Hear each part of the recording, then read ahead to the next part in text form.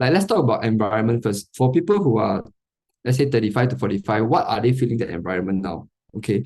So I would say that um I think we needless to say, everybody knows about this. We have increased what property prices, especially after COVID. Today is quite different really. And all this you all know lah, increased living costs. We all can feel it. Oops, my handwriting. I try my best to be as neat as I can. Okay. How about that? Do you have this problem or not? Let me know. This is what I call seeing other people make money. Yeah, I want to share with you this because we is in a very different era lah. Last time people buy house okay, or buy cars or what, right? They will keep very quiet. You all know why or not? Because they scared people feel that they do very well, then they go and borrow money from them lah. I don't know if you got these sentiments or not. But today because of social media, it's very different Everybody buy house, buy car, buy this, buy watch or what they will put on social media, and it's very common now. Yeah, and people who are when they see their people around are earning, are doing well, then they also feel like, hey, maybe I should do something also. So in fact, I just met with one friend. He met me. He's very, very conservative one. He said that the house will stay, his BTO will stay forever one. But he met me. The reason is because his boss shared with him about how he actually earned his wealth through property. That's why he want to understand more. Yeah, so this is our environment. It keep changing, and today this is what we are facing. Okay. Now, what else is apparent today? Okay, how about this? Is what I see now lah. New, small. What does it mean? So people who want to change their house, they want to do upgrade or what? They realize that they want new, but if new the house can be very small. Okay, then they don't mind to go for older lor. Okay, older, bigger but older they also worry on what? The value depreciating. So today, these are all the things that people are considering, and let's see how can we maneuver around this environment. So let's go to a smaller, let's zoom into probably make it more relatable. Let's have a character lah. Let's say James, okay? Very typical, maybe 38 years old, with 2 kids, like me, then, and probably household income about 16K. Okay, so this is our character today. Okay, so what is he facing? Looking at this environment, at 38 years old, probably career is doing quite well, but you're also experiencing increased workload. Do y'all feel that or not? Like, y'all have more responsibility, maybe you'll become a managerial role, so there are more responsibility now in work. There's getting more and more demanding. Okay, what else you increase? Okay, you increase the need to keep healthy right? Probably it's not as young now. We are not able to like eat whatever we want, sleep whatever time we want, and then the next day we are still like superhuman like that. So need some effort to keep healthy. Of course, what we want to talk today is family needs. Okay, so these are all at this kind of age, right? When got young kids and so on, is definitely evolving one. All right. So what are the things that we need to take note? Of course, family needs increase, expenses will increase lah. Okay, this one needless to say. Need to give education for kids. Okay, and then maybe you need a helper. All these are costs. And then because of a helper, maybe you need more space. Okay, so these are I'm just trying to take a few minutes to frame what is today's context and what are the challenges that people from 35 to 45 are facing. Okay, now let's move on. Okay, so why we put this thing called 35 to 45? Okay, because in my opinion, 35 to 45 years old is the most crucial part to what I call that make property move. Okay, why because after 45, it's not say that you cannot buy anymore. It's just that because of the mortgage on the rules and tenure, it gets harder and harder for you to um, take on a mortgage because of the tenure getting lesser. Okay, so that is the golden window thing. I think many of you are very familiar with this. I don't want to repeat on that. So because of the golden window, all right. So now this time, right, you experience all the living costs, you experience all the family needs, and so on. Some people can feel very, very tied up. Okay. So now what are we going to do here is during this 10-year period, right? We want to take care of three things. Okay, there are three things okay, that we want to take care. Okay, now the first thing is we want to fulfill current needs. Okay, in other words, survive lah.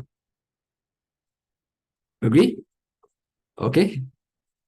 All good, Okay. Now the second thing we want to do is what? We also want to enjoy lah.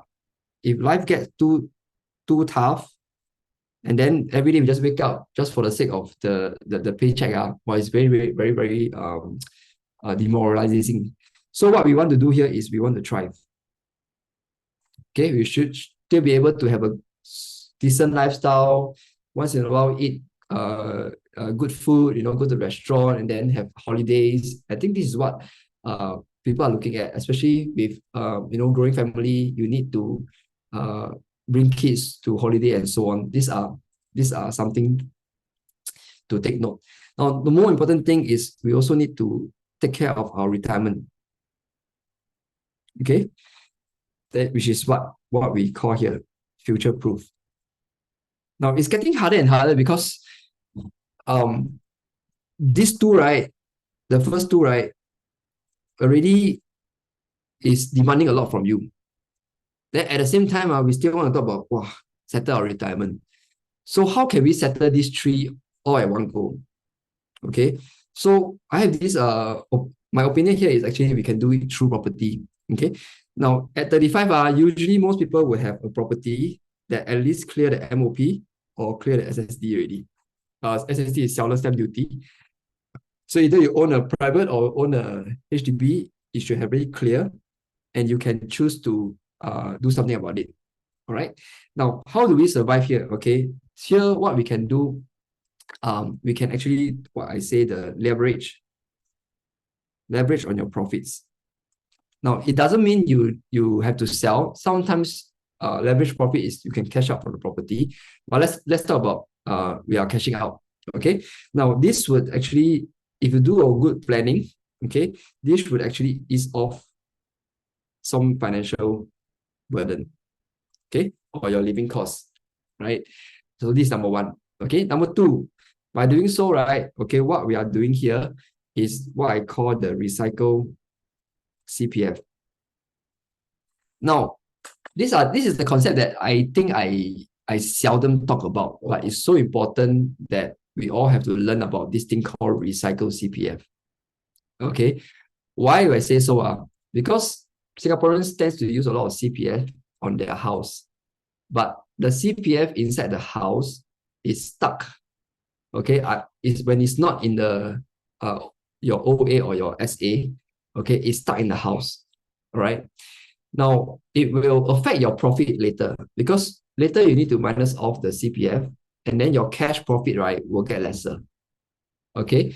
Then eventually you will realize, right, as you age, right, you realize that you want to take out your CPF to do some other planning lah. Today we got CPF Life and so on. Okay. And if you don't recycle the CPF, okay, the CPF inside the house will balloon very fast. Okay, so as for example, if you have 100,000 in the house, in the 100,000 CPF in the house, right? Okay, it will grow 2.5% every year. Okay, but imagine you got 300,000 or 400,000 in the house. Okay, the snowball effect is much faster than 100,000. So you have to track, you have to see how much of CPF inside the house already. And then if it's too much, let's do a recycle. Okay, now what we can do here, eventually, after you recycle, right, we will have some buffer funds. Okay, now these buffer funds probably can last you another 2, 3, some people even 5 or 8 years like that. Then you can have some breathing room lah. Okay, you can take this maybe some wives will want to stay home, to take out the kids for a few years kind of thing. All these you have a choice. Okay, now so this is something you can take note. Number three, okay, a retirement. Okay, is what I call how do we actually future proof. Okay, is actually to increase your asset quantum.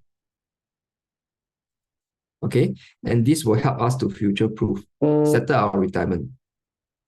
Now, what do I mean by that? Okay, so when we retire, right, most of us would have a fully paid up house. Okay, so with a fully paid up house, right, let's say 500,000 fully paid up versus a 1 million fully paid up, or versus a 2 million fully paid up. They are all fully paid up. Now, which one do you want to be? Of course, the higher the better, right? Because let's say if you've got 2 million, right, and you can write, and if you need be, if you want to, you can always right size to a smaller unit, okay? And then you can take the balance off and, enjoy your retirement. So that is the whole idea of this increase your asset quantum. Now, I'm going to pause here just to make sure that you're still with me. Anyone wants me to repeat anything or have any questions to clear here?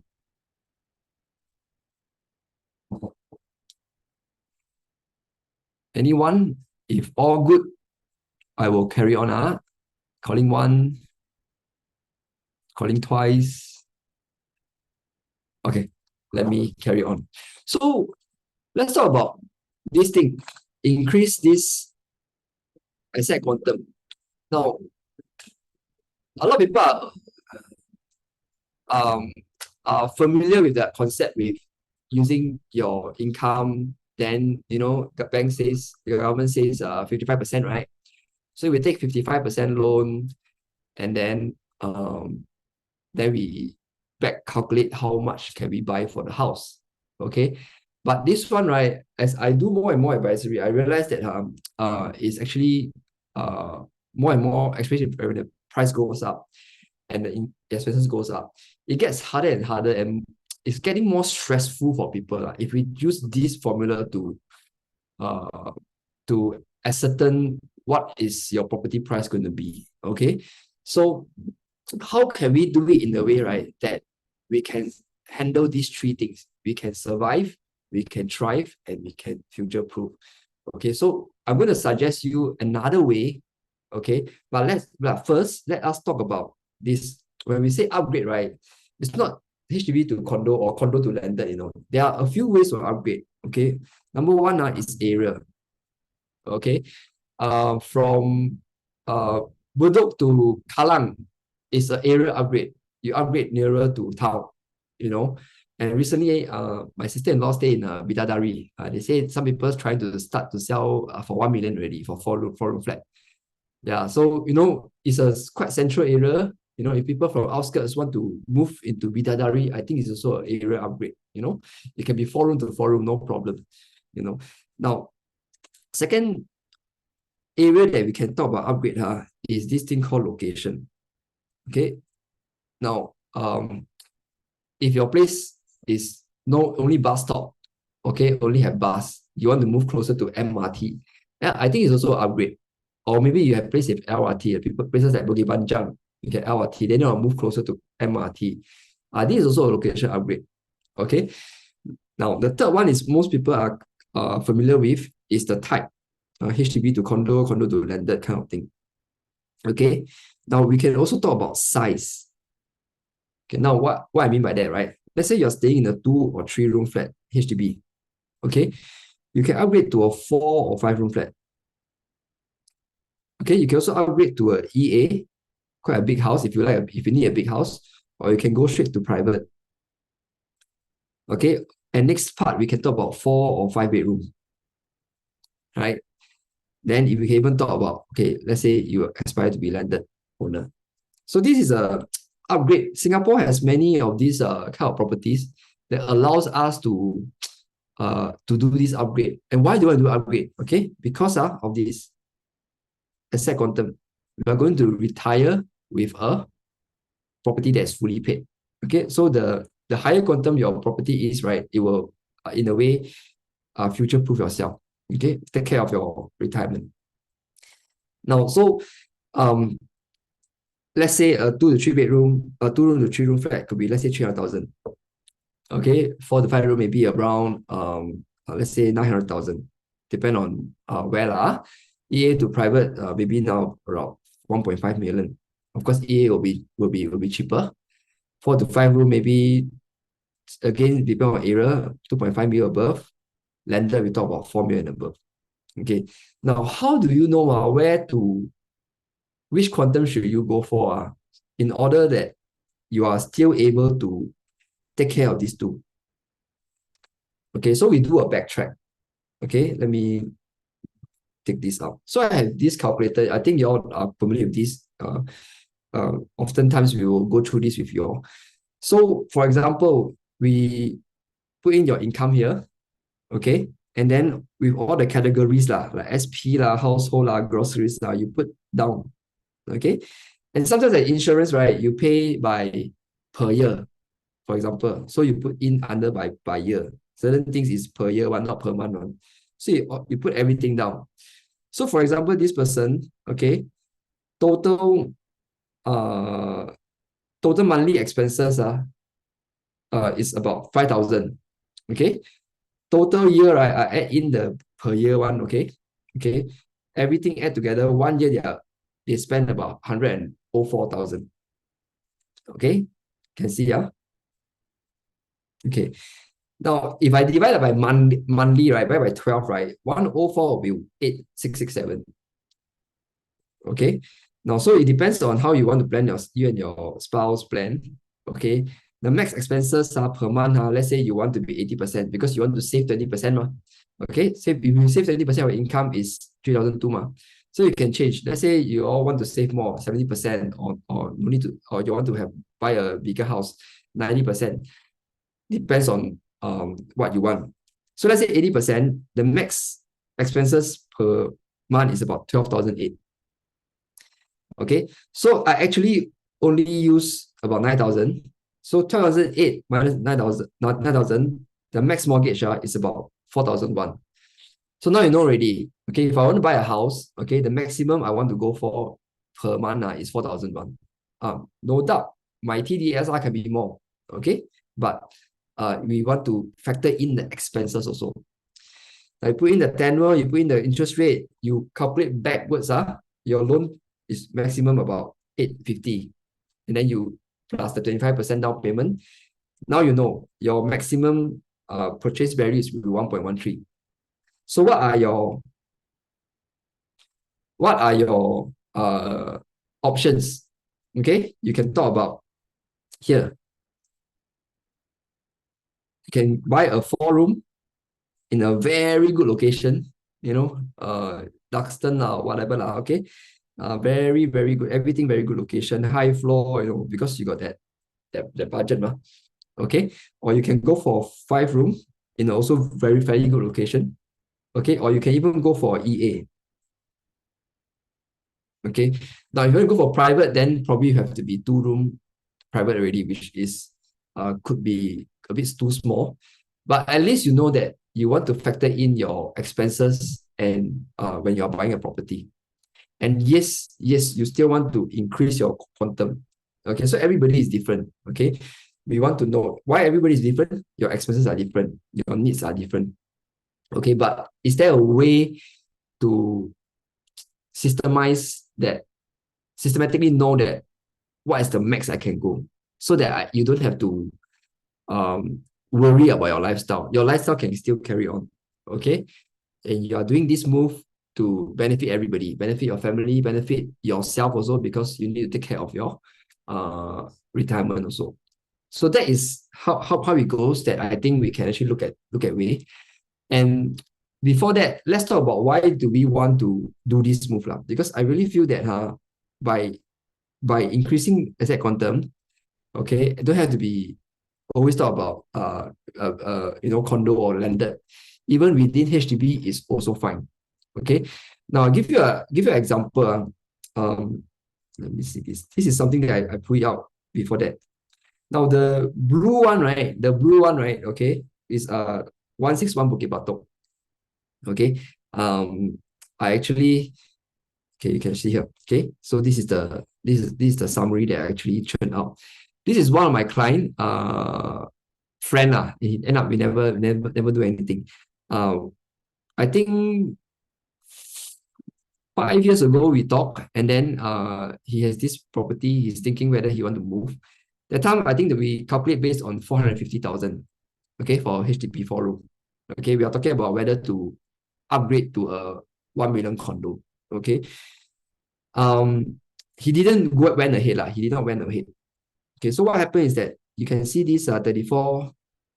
Can you see this 34% here? Okay, there's this 34% for the increase. So the HDB actually went up 34%, which is not bad. Okay, from 2020. Okay, then imagine that time he actually changed his 4 room to a private around 1 mil like that. Okay, today he has increased 23%. But is there a difference or not? Okay, is there a difference or not? Okay, so what I mean is this. He never buy. His property is 450K that time. So today it increased to about 34%, probably about 600 lah. Is it around roughly 30%? Yeah. So this much. Okay. If he were to go into a 1 million property, okay, which is comfortably he can afford, 20 what percent? Sorry, 23%. Okay, let's make it 20%. Okay, 20% of 1 million is still 1.2 million. Okay, so here he earned about 150,000. Here he earned about 200,000. Because the quantum is different, so the growth rate is also different. Okay, so imagine later when he wants to retire, right? Okay, and assuming that the property never increase at all, okay, the HDB will continue be 600, and then the private will continue be 1.2. Okay, they are the same. They will be all fully paid. So 600,000 and 1.2 million, the position is very different. Okay, now I got another client, right? What he does, okay, he got a HDB 4 room, okay, around I think also around 450. Okay, so they decided to upgrade. Okay, they upgrade to a EA.